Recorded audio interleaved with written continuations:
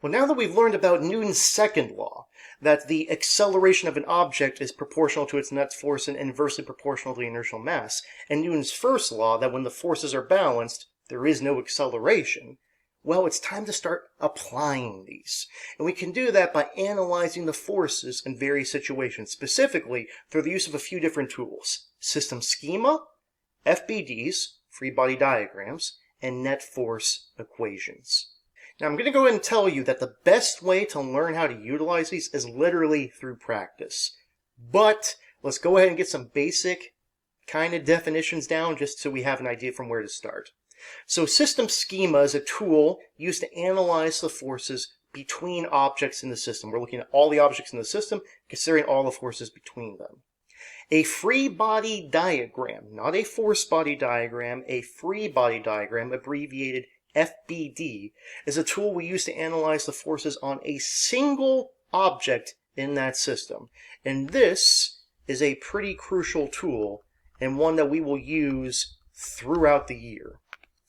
And lastly, we have what are known as net force equations, which is basically taking your free body diagram and then applying the mathematical equations of Newton's first and second law to connect the forces on a single object and its motion or acceleration in each specific dimension. So let's go ahead and just look at an example, and I think a lot of the pieces will start going into place.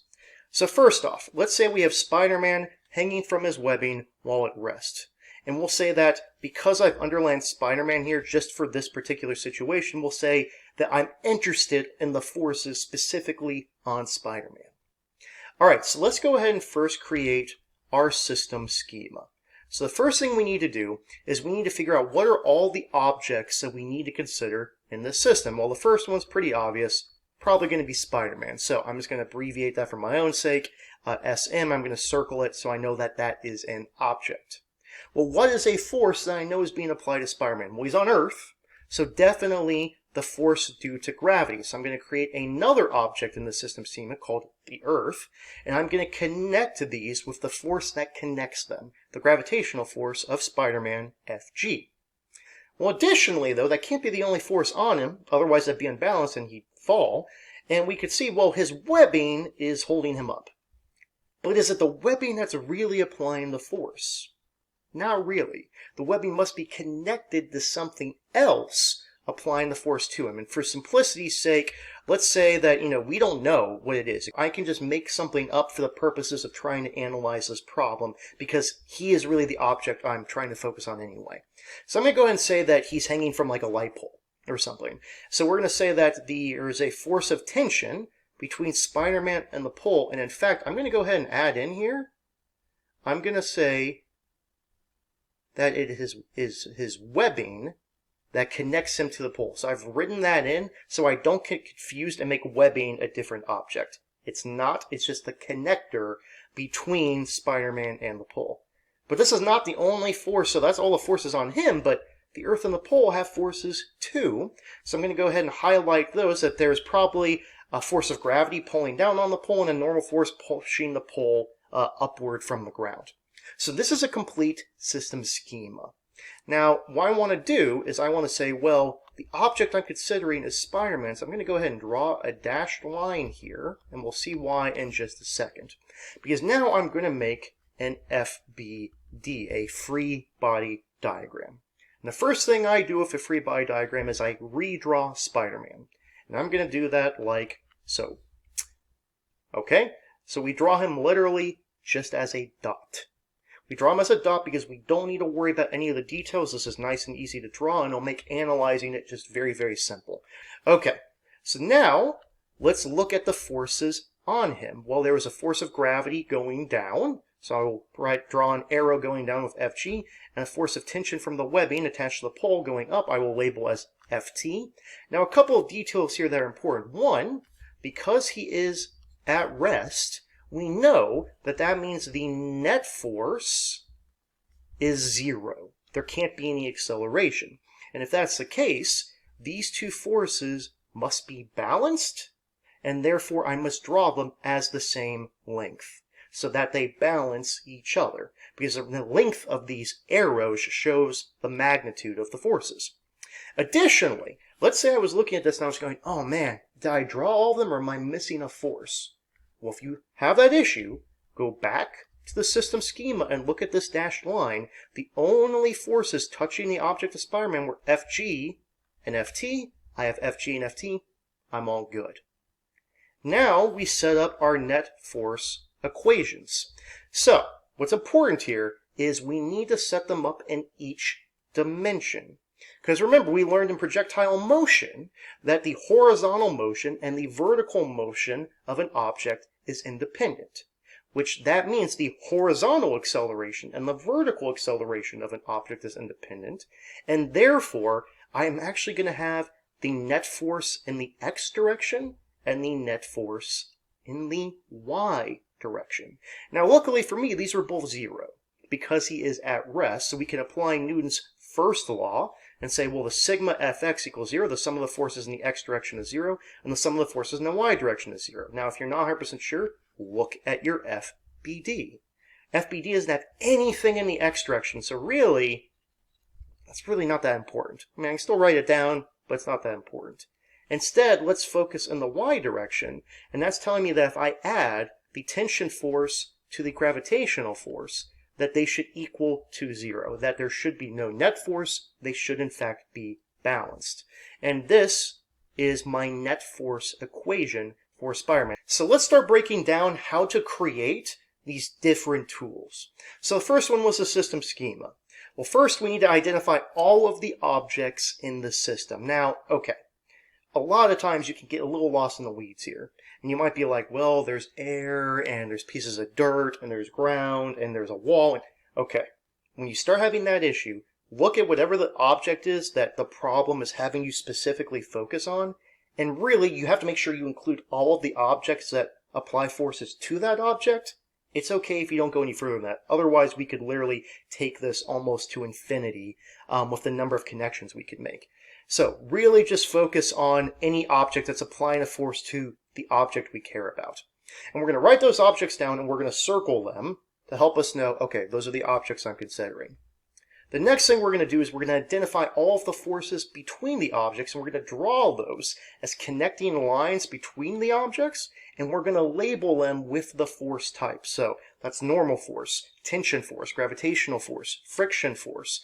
Those are the big ones, spring force. Now, sometimes you might have something like a push force or a pull force. If it's a little bit, could be a combination of multiple, that's fine. Now, for tension force, remember, we're going to go ahead and label what is acting as that connection. So a rope, a chain, a webbing for Spider-Man, anything like that, because that is not what's applying the force. It's the connector between another object applying a force to this one object. So we should not have one of those things acting as its own object. And then lastly, we're going to circle the object being analyzed with a dashed line. That's really to help us when we get to the free body diagram to make sure we're considering all of the forces at play. So how do we create a free body diagram, or FBD? First, you just draw the object as a large dot. Don't overthink it. Next, we're going to draw every force acting on the object as a vector.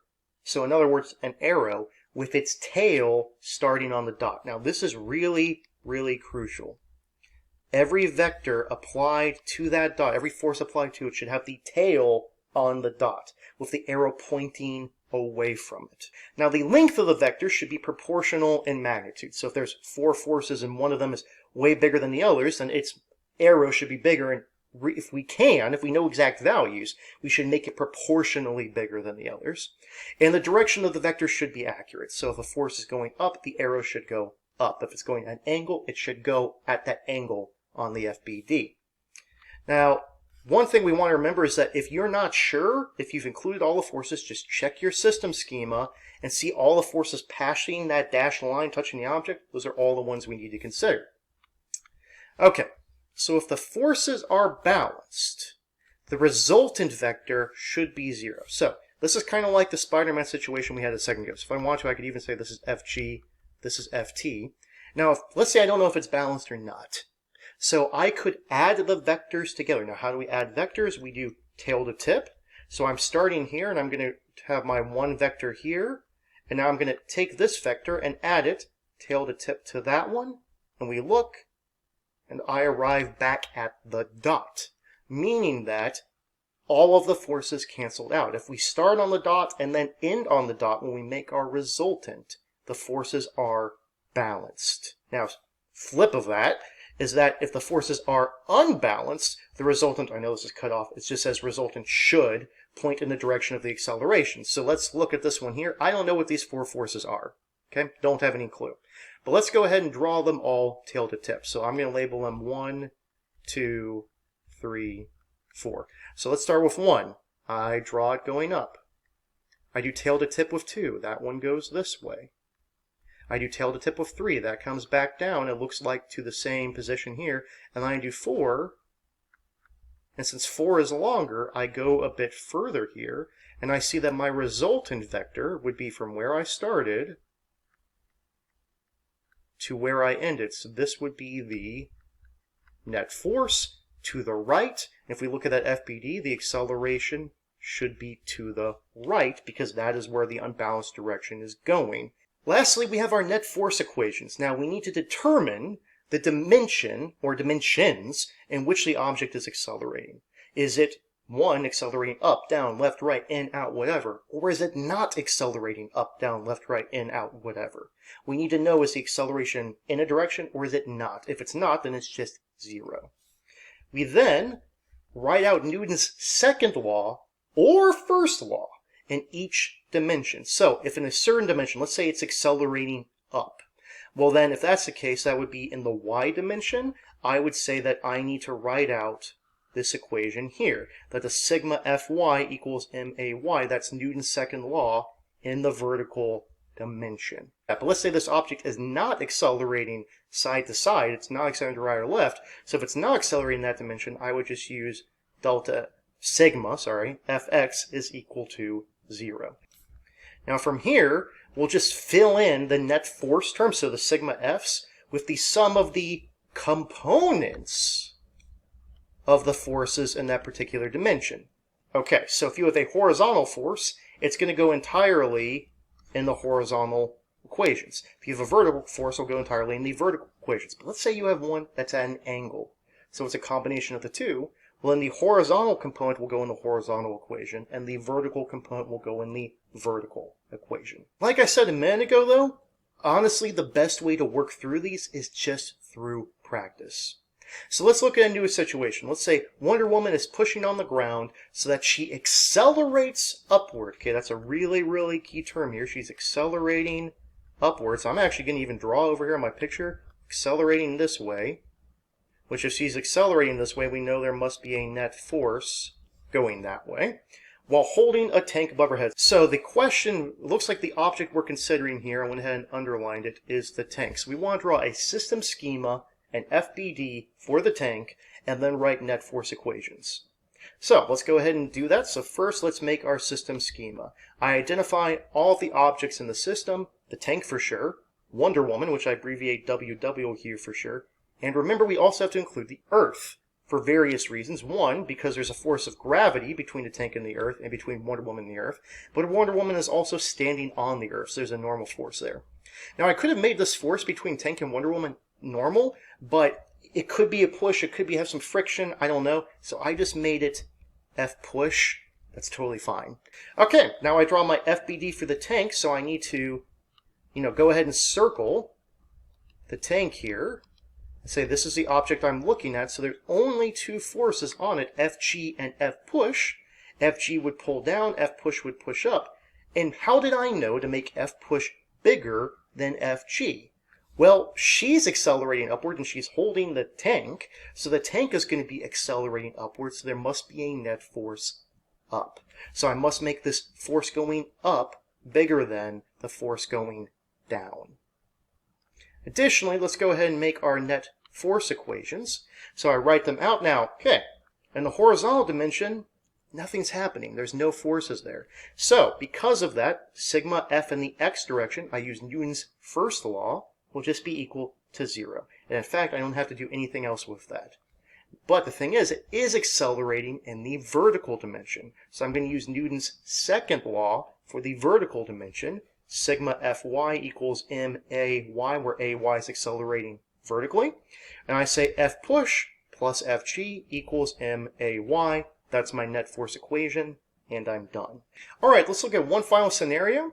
Let's say that we've got Spider-Man standing on this pole here, and he has shot his webbing to a shipping crate, and he's pulling it with his webbing, causing it to accelerate to the left. So I'm going to go ahead and even write here so I don't forget that it is accelerating to the left, which tells me there must be a net force to the left. Not up and down, only to the left. Telling us that the forces up and down must be balanced, the forces left and right must be unbalanced. Okay, so this is a little more complicated because now we have a force involving an angle, but we'll get there when we get there. I want you to go ahead and pause the video and try to draw a system schema, an FBD, and write net force equations for the shipping crate. So we're specifically caring about the shipping crate. Try that out, come back, let's see how you did. Well, hopefully you gave it a shot, and let's compare. So this is my system schema for the crate. So the objects I need to consider here are the crate, the Earth, Spider-Man, and the pole, because he is standing on it, and that's going to be an important factor there. So the Earth applies a gravitational force, so here, here, and here to each object, that's for sure. It applies a normal force to the crate, pushing the crate up, but it's also going to apply a friction force to the crate because the crate is sliding on the ground. So there's going to be a friction force. So if it's accelerating this way, the friction force will be back this direction, opposing that slide. Between Spider-Man and the crate, there is a force of tension caused by his webbing. Remember, the webbing is not an object, it just connects the two objects. And additionally, Spider-Man is standing on the pole, so there's a normal force between him and the pole is resting on the ground, so there's a normal force between it and the Earth. A lot of stuff going on here, but as long as we go through it one step at a time, it's not too much. But the object we care about is a crate, and we have 1, 2, 3, 4 forces connected to it, so our FBD should involve 4 forces. And remember, the up and down forces should be balanced, and the right and left forces should be unbalanced, and specifically unbalanced to the left. So let's go ahead and see what an FBD like this would look like. Okay, so let's go ahead and start a few things. First, I want to make sure we know, I don't necessarily know how big all these pieces are going to be without knowing more details, but I could still draw something that is relatively correct. First off, I've got my tension force, and that tension force, remember, always goes at the angle of whatever is being pulled. So that's going to go at the angle of the webbing, going up and to the left. There's a normal force going up, there's a friction force going to the right, and there's a gravitational force going down. Okay, now let's say you didn't know how long to make all these. So you drew them slightly differently than this. Well, let's go ahead and say you look at the net force equations, and you look at those, you could then come back and adjust it as you need to. So let me go ahead and draw net force equations here. So it's accelerating in the horizontal direction. So I need to use Newton's second law there and say that sigma Fx, so the sum of the forces in the horizontal dimension is equal to max, whereas in the vertical dimension, nothing's happening. So sigma Fy is equal to 0. So keeping that in mind, I have, okay, now this is where things get complicated. If I look in the horizontal dimension, I have Fx, but I also have the horizontal component of tension. So I'm going to write Ft, comma, x, this is the horizontal component, plus the friction force must equal to mass times acceleration to the left. And specifically, I need to make this, I didn't draw that quite long enough, I just realized. Should be looking more like that. There we go. And then in the y direction, we have Fty, Fn, and Fg. So this would be Fty right here. Drew that horribly. Fty, Fn, and Fg, those add together must equal 0. But how do I find Fty and Ftx? Just like we've done previously with acceleration and velocity components, we can do the same thing here, that if we look at theta, the cosine of theta would be Ftx over Ft. The sine of theta would be Fty over Ft. And for that reason, Fty will be Ft sine of theta, Ftx will be Ft cosine of theta. So I go ahead and substitute these in. So I get Ft cosine of theta plus Ff is equal to max. ft sine of theta plus fn plus fg is equal to 0. So what are the main takeaways on this video on analyzing forces? Well, we went through quite a few things here, but ultimately breaks down to 3 things: system schema, FBDs, net force equations. Can we create and utilize system schema to analyze the forces between objects in the system? Can we then create and utilize free body diagrams from those system schema to analyze the forces acting on a single object, remembering that we have to keep those vector arrows balanced appropriately or unbalanced appropriately, depending on whether it's accelerating or not. And then lastly, can we create and utilize net force equations in each dimension, in the horizontal or x dimension, and the vertical and y dimension, by using either Newton's second law, sigma F equals ma, or Newton's first law, sigma F equals 0, to be able to determine unknown factors such as the acceleration of an object, the size of a particular force. There's a lot of different things we could put in here.